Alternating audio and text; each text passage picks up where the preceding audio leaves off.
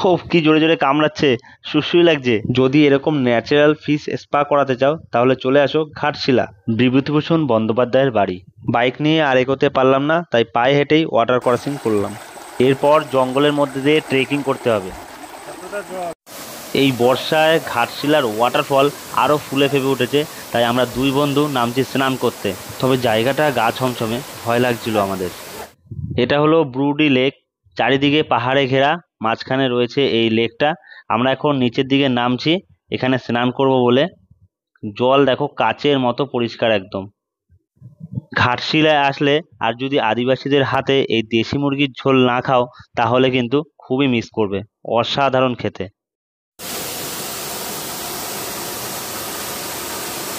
Bike চালিয়ে উঠে গেলাম পাহাড়ের চূড়ায়, এ এক অন্যরকম অভিজ্ঞতা।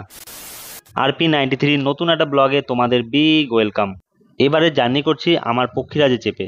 ডেস্টিনেশন ছিল ঝাড়খণ্ডের ঘাটশিলা। যাত্রা শুরু করেছিলাম বারাসাত থেকে। তোমরা অনেকেই গেছো ঘাটশিলা, তবে এই বর্ষায় কিন্তু ঘাটশিলা অন্য রূপে সেজে ওঠে। বারাসাত থেকে ঘাটশিলার দূরত্ব 258 কিলোমিটার। আমরা এখন দাঁড়িয়ে রয়েছি বিবেকানন্দ ব্রিজ, মানে দক্ষিণেশ্বরের ঠিক পাশে। এবারে আমার যাত্রাপথে সঙ্গী রয়েছে আমার বন্ধু শুভঙ্কর।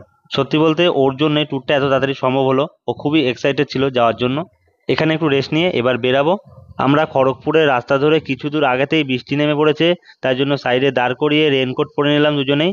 আমরা বাড়ি থেকে মাইন্ড সেট করেই বেরিয়েছিলাম যে আমাদের ভিজতে ভিজতে যেতে হবে, কারণ আমরা বৃষ্টির দিনেই বেরিয়েছি। পৌঁছে গেলাম কোলাঘাট। এবার এইখানে গাড়ি দাঁড় করিয়ে কিছু টিফিন করে নিতে হবে, কারণ সেই 4:45টায় বেরিয়েছি বাড়ি থেকে। খুব খিদেও পেয়ে গেছিলো দুজনেরই, তো এখানে গাড়ি দাঁড় করিয়ে এবার এই ঢুকবো এই ধাবাতে। রাস্তাঘাট পুরো কাদা কাদা হয়ে আছে, তবে কিছু করার নেই। তবে কিন্তু এই বৃষ্টির সময় বাইক চালানো একটা আলাদাই মজা। সকালে একটু হালকা করেই খাবো, আর আমি বাড়ি থেকে নিয়ে এসেছিলাম সীতাভোগ মিহিদানা। তো এখানে পাউরুটি সেঁকে দিতে বললাম, আর ডিম টোস্ট ছিল, ডিমের অমলেট ছিল। রেনকোট আর গাড়ি থেকে খুলিনি, কারণ একটু পরেই বেরাবো, আর পুরো রাস্তায় বৃষ্টি আছে, তার জন্য আবারও পড়তে হবে, আর রেনকোট একটু খোলা পড়া করতে সমস্যাই হয়। খিদের পেটে বেশ ব্রেকফাস্টটা ভালোই খেলাম। খেতে খেতে আর এই জানলা দিয়ে রাস্তার ভিউ দেখতে বেশ দারুণ লাগে। এবার চলে এসছে চা আমাদের, এবার এই চা খেয়ে তারপরে আমরা বেরাবো। এবার কিন্তু আমরা মুম্বাই হাইওয়ে দিয়ে রাইড করব। Welcome to Jharkhand. তো আমরা কিন্তু ঝাড়খণ্ডে প্রবেশ করে গেছি। এত সুন্দর রাস্তাঘাট এখানে ঝাড়খণ্ডের, আর ওয়েদারটা দেখো কি দারুণ ভিউ লাগছে। তো এখানে একটু গাড়ি দাঁড় করিয়ে বিশ্রামও নিচ্ছিলাম, কারণ অনেকটা টানা চালিয়েছি।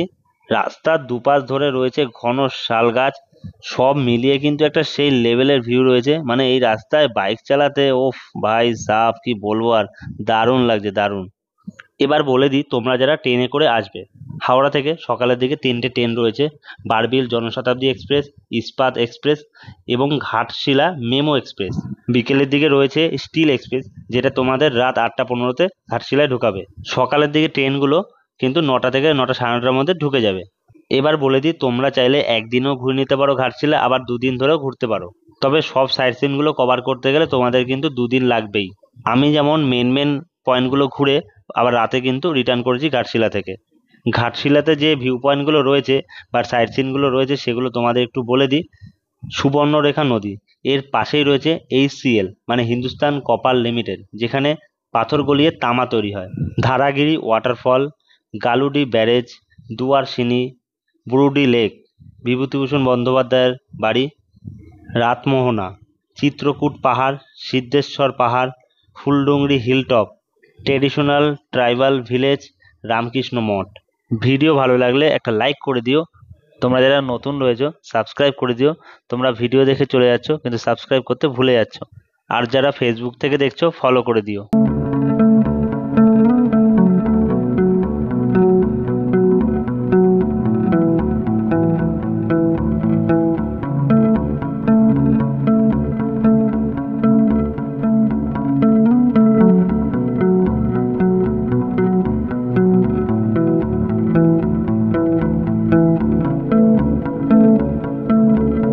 আমরা একটা প্রবলেমে পড়ে গেছিলাম যে আমরা অনেকটা পথ এগিয়ে চলে এসেছি, এবার আমাদেরকে পিছনে যেতে হবে। এবার কিছুতেই ইউটার্ন নিতে পারছি না, যত আগাচ্ছি রাস্তায় মাঝখানে কোনো গ্যাপই পাচ্ছি না। তো শেষমেশ এই মাঝখান থেকে অনেক কষ্টে গাড়িটাকে পার করলাম, সমস্যা হয়েছিল। যাই হোক, এবার এখান থেকে ম্যাপ দেখে ভালো করে তারপরে আমরা যাব এবার ফুলডুংরি হিলটপ। তোমরা যারা ট্রেনে আসছো স্টেশন থেকে বেরিয়ে তোমরা কিন্তু অটো কার পেয়ে যাবে। অটো স্ট্যান্ডের পাশেই কিন্তু চার্টবোর্ড দেওয়া আছে, সব ভিউ পয়েন্টগুলোর নাম দিয়ে কোথায় কত চার্জ লাগবে সেগুলো সবই কিন্তু লেখা আছে। আমরা এখন পৌঁছে গেছি ফুলডুংরি হিলটপে ওঠার রাস্তায়। এ দেখো বোর্ডে লেখা রয়েছে জিসম জাহেরগার ফুলডুংরি হিলটপ। এই রাস্তায় কিন্তু বেশিরভাগ লোকই ট্রেক করে ওঠে। তা আমি যেহেতু বাইক নিয়ে এসেছি, তো আমি বাইক নিয়ে উঠে গেছি উপরে। একটু অসুবিধা হচ্ছিল পাথুরের রাস্তা যেহেতু। এই পর্যন্তই আসতে পারলাম, এখানেই শেষ। এবার এখানে গাড়ি দাঁড় করি, এবার উঠবো ভিতরে। এই যে গেট রয়েছে এখান থেকে কিন্তু হিল টপ, মানে আমরা কিন্তু অলরেডি টপে পৌঁছে গেছি। তো এবার যে জায়গাটা রয়েছে এইখানে কিন্তু আমাদের লেখক বিভূতিভূষণ বন্দ্যোপাধ্যায় তিনি কিন্তু এইখানে বসেই লিখেছিল পথের পাঁচালী। এছাড়া অনেকগুলো উপন্যাসের সূচনা উনি কিন্তু এই পাহাড়ের চূড়ায় বসেই শুরু করেছিলেন। এবার তোমাদের দেখাই যে এই গাছতলায় বসে কবি উপন্যাস লিখতেন। এই দেখো এখানে কিন্তু একটা ছোট বেদিও রয়েছে। সত্যি জায়গাটা কিন্তু খুবই শান্ত নিরিবিলি, একটা অন্যরকমই পরিবেশ। এবার আমাদের গন্তব্য ব্রুডি লেক। সত্যি এই রাস্তা যত দেখছি ততই কিন্তু মন মুগ্ধ হয়ে যাচ্ছে। তার সাথে রয়েছে শরতের নীল আকাশ, সব মিলিয়ে কিন্তু একটা খুব সুন্দর সিনারি তৈরি হয়েছে। এই ওয়েদারে কিন্তু দারুণ ফটো আসে। তো আমি প্রচুর ফটো ক্লিক করেছি এখানে, আর সেগুলো আপলোড করছি ইনস্টাগ্রামে। আমার ইনস্টা আইডি আমি ডেসক্রিপশনে দিয়ে রেখেছি, তোমরা চাইলে একবার ভিজিট করো। আর যে কোনো ইনকোয়ারির জন্য তোমরা কিন্তু ডিএম করতে পারো। বেশিরভাগ মানুষ ঘাটশিলায় আসে উইন্টারের সময়। উইন্টারের সময় আসলে একরকম ভিউ, তবে বেস্ট ভিউ যদি নিতে যাও তাহলে কিন্তু এই বর্ষার সিজনেই আসতে হবে। কারণ শীতের সময় যে ওয়াটারফলগুলো থাকে সেখানে কিন্তু একদম হালকাভাবে জল পড়তে থাকে, এবং যে নদীগুলো রয়েছে সেগুলোও কিন্তু শুকনো থাকে। তার উপর ওয়েদার ক্লিয়ার থাকে না, মানে আকাশ পরিষ্কার থাকে না, ঘন কুয়াশায় ঢেকে থাকে। সব মিলিয়ে আমি বলবো যে বৃষ্টির সিজনে আসলে কিন্তু বেস্ট ভিউ দেখতে পাবে। তবে যাদের পসিবল হবে বাইকে আসতে পারলে কিন্তু আলাদাই মজা। সামনে দেওয়া রয়েছে এলিফ্যান্ট বোর্ড, এখানে কিন্তু হাতিরও বেশ উপদ্রব আছে। ফাইনালি আমরা চলে এসেছি ব্রুডি লেকের কাছে। মনের মধ্যে একটা আলাদা এক্সাইটমেন্ট হচ্ছে। ব্রুডি লেক ঘাটশিলার মেন ভিউ পয়েন্ট। তোমরা ঘাটশিলায় আসলে যদি ব্রুডি লেক না দেখো তাহলে কিন্তু খুবই মিস করবে, কারণ এর সৌন্দর্য কারোর সাথে তুলনা করা যাবে না, এত সুন্দর ব্রুডি লেক। রাস্তার দুপাশে যে দোকানগুলো দেখতে পাচ্ছ এগুলো আদিবাসীদের হোটেল রয়েছে। গাড়ি এখানে পার্ক করে এবার যাচ্ছি সামনের দিকে। এখানে গাছ ফেলে রাস্তা আটকে দিয়েছে, আগে বাইক নিয়ে পুরোটাই যাওয়া যেত, এখন কোনো কারণবশত হয়তো এখানে আটকে রেখেছে। এখানে পৌঁছাতে আমাদের দুপুর হয়ে গেল, আর সত্যি বলতে খুব খিদেও পেয়ে গেছে।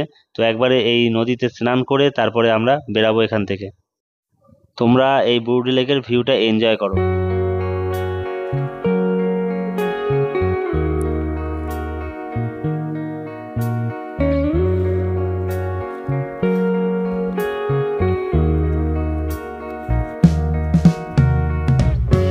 এত সুন্দর জল দেখে আর থাকতে পারলাম না, উপর থেকে নিচে নামছি এবার নদীতে স্নান করব বলে। তোমাদের একটু দেখাই যে জলটা কতটা পরিষ্কার, মানে নিচে একটা সুচ পড়ে থাকলেও তোমরা দেখতে পাবে এতটা কাচের মতো পরিষ্কার।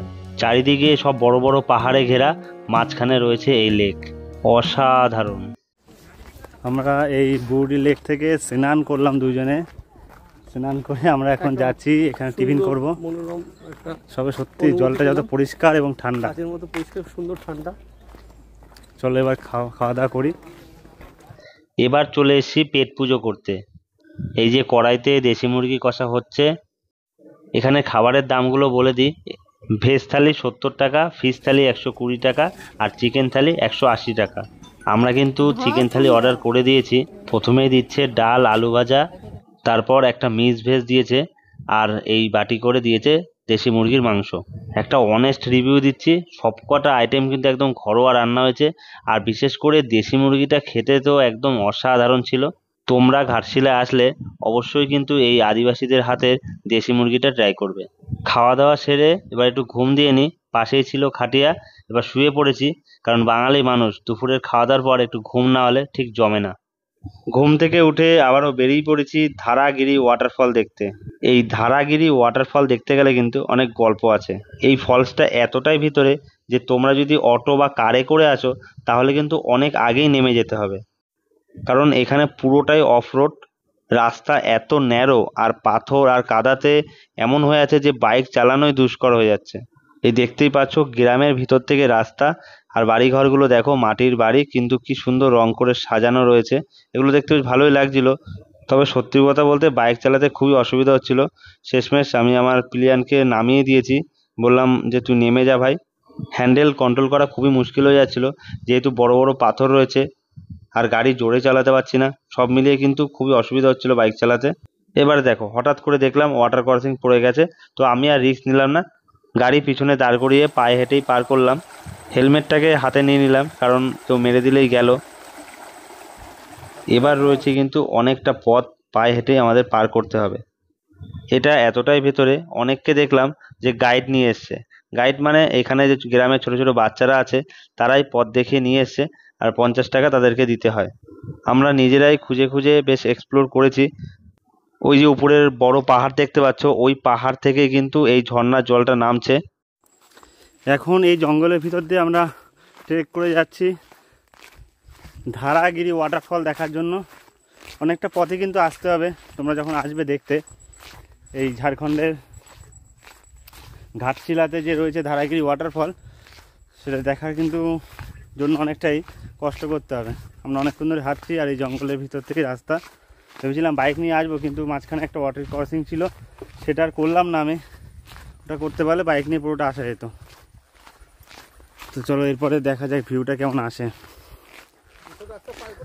আমাদের আস্তে আস্তে বিকেল হয়ে গেছিল, তার জন্য এখন সবাই ফিরছে স্নান করে ওখান থেকে, আর আমরা এখন যাচ্ছি।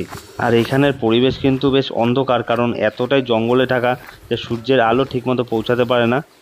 রাস্তাটা শুধু তোমরা দেখো, তাহলে বুঝতে পারবে যে কীরকম রাস্তা। শ্যাওলা পড়ে আছে রাস্তায়, তার সাথে একটা অন্ধকারচ্ছন্ন ভাব রয়েছে।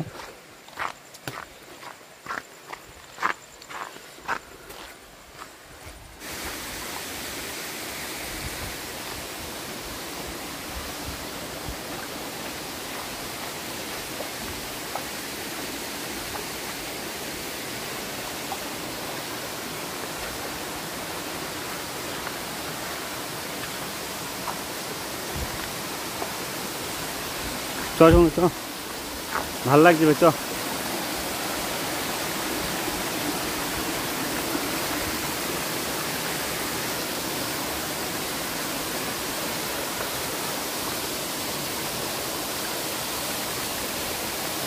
ভাই সামনে দিয়ে। মোটা মোটা গাছের শিকড় আর গাছের ঝুড়িতে এমন হয়ে আছে যে একটা গা ছমছমে পরিবেশ। এখন আমরা দুজন রয়েছি আর সবাই চলে গেছে, তো সত্যি আমাদের খুব ভয় লাগছিল। তবে এখানে আসলে তোমাদের কিন্তু খুব ভালো লাগবে, যে এত সুন্দর একটা ভিউ রয়েছে। জল তো একদম কাচের মতো পরিষ্কার, আর জলে রয়েছে প্রচুর মাছ। এই দেখো আমি কিভাবে ফিশ স্পা করছি, পা দিয়েছি আর মানে মাছে পুরো ঠোকরাচ্ছে। সুশ্রী লাগছিল আর বেশ ভালোও লাগছে। তো ফ্রিতে যখন ফিশ স্পা হয়ে যাবে, তো তাই জন্য পা দিয়ে চুবিয়ে বসেছিলাম কিছুক্ষণ। বেশ ভালো একটা অভিজ্ঞতা হলো ন্যাচারাল ফিশ স্পা করে। আমি এরকম দেখেছিলাম মেঘালয়ের একটা রিভারে, এর থেকে আরও যদিও অনেক মাছ বেশি ছিল সেখানে, একদম পুরো ছেঁকে ধরতো। ফাইনালি আমরা ডিসিশন নিয়েছি যে স্নান করব, তাই জন্য রেডি হয়ে নিয়েছি। জলের কিন্তু বেশ ভালো গভীরতা রয়েছে, কারণ এই পাড়ের পরেই আর কোনো ঠাঁই নেই, ডুব রয়েছে। তবে খুব ভয় লাগছিল যে জলে নামার সাথে সাথে মাছে এত ঠোকরাচ্ছিল, মনে হচ্ছিল যে কোনো সাপ টাপ কিছু আছে। তো সেই জন্য আমি আর ভয় পাচ্ছিলাম, চলে আসছিলাম। তা বন্ধু কিন্তু ওখানে দাঁড়িয়েছিল, তারপরে আমি গেছিলাম ওখানে। আবার অলরেডি কিন্তু আমরা একবার বুরুটি লেকে স্নান করে নিয়েছিলাম, তারপর এই বিকেলে আবার এখানে নেমেছি। আর এই জল কিন্তু প্রচণ্ড ঠান্ডা, তো ভয়ও লাগছিল যে ঠান্ডা যদি লেগে যায়। এবার চললাম অপুর পথ ধরে বিভূতিভূষণ বন্দ্যোপাধ্যায়ের বাড়ি, মানে গৌরীকুঞ্জ। পাড়ার ভেতর থেকে রাস্তা আর অনেকটাই ভেতরে, তার জন্য জিজ্ঞাসা করে করে আসতে হলো, একটু চিনতে অসুবিধা হচ্ছিল প্রথমে। এই রয়েছে এনটিকের বিভূতিভূষণ বন্দ্যোপাধ্যায়ের বসত বাটি। এই বাড়িটির নাম গৌরীকুঞ্জ হওয়ার কারণ, বিভূতিভূষণ বন্দ্যোপাধ্যায়ের স্ত্রী কলেরায় মারা যাওয়ার পর তার নামেই এই বাড়িটি তিনি তৈরি করেছিল। এখানে কিন্তু লেখকের অনেক জিনিসই স্টোর করে রাখা হয়েছে, যেমন লেখকের পরনের জামা, ধুতি সবই রাখা রয়েছে। তার লেখা সেরা 5টি উপন্যাস আরণ্যক, পথের পাঁচালী, অপরাজিতা, দেবায়ন, আর তোমরা সবাই জানো চাঁদের পাহাড়। লেখকের হাতে লেখা চিঠি এবং তার যে অরিজিনাল বাড়ি ছিল সেই বাড়ির ছবি, তার গায়ের কোট সবই কিন্তু সংগ্রহ করে রাখা রয়েছে এখানে। এখানে রয়েছে তারাদাস মঞ্চ, অপুর পাঠশালা। এখানে ছোট ছোট বাচ্চাদের বিনামূল্যে পড়ানো হয়, তাদের বই খাতা পেন সবই এখান থেকে দেওয়া হয়। 1 নভেম্বর 1950 সালে লেখক আমাদের ছেড়ে চলে যান। এবার চলে এসেছি সুবর্ণরেখা নদীর কাছে। এই নদীতে কিন্তু আগে সোনা পাওয়া যেত, তাই এই নদীর নাম সুবর্ণরেখা নদী। সেখান থেকে চলে এসেছি ঘাটশিলা স্টেশনের খুব কাছে রামকৃষ্ণ মঠ। খুবই সুন্দর করে সাজানো এই মঠ। এখানে কিন্তু থাকারও সুব্যবস্থা রয়েছে। তো আমরা গেছিলাম থাকার জন্য, কিন্তু সেদিনকাতে রুম ছিল না, যেহেতু আমরা আগে অনলাইন বুকিং করে যাইনি। তোমরা যদি থাকতে চাও তাহলে কিন্তু আগে অনলাইন বুকিং করে নেবে। নন এসি রুম ভাড়া রয়েছে 500 টাকা আর এসি রুম 1200 টাকা। খুব সুন্দর পরিষ্কার হয়ে সাজানো কিন্তু এই রামকৃষ্ণ মঠ। এখান থেকে আমরা ফোনে চার্জ ফুল করে বেরিয়ে গেছিলাম পুরুলিয়া যাওয়ার উদ্দেশ্যে। সেই ব্লগ পরের পার্টে আসছে। তো আমি এখন রামকৃষ্ণ মঠ ঘুরি আর তোমরা সাবস্ক্রাইব করো। দেখা হচ্ছে নেক্সট ডেস্টিনেশনে। বাই।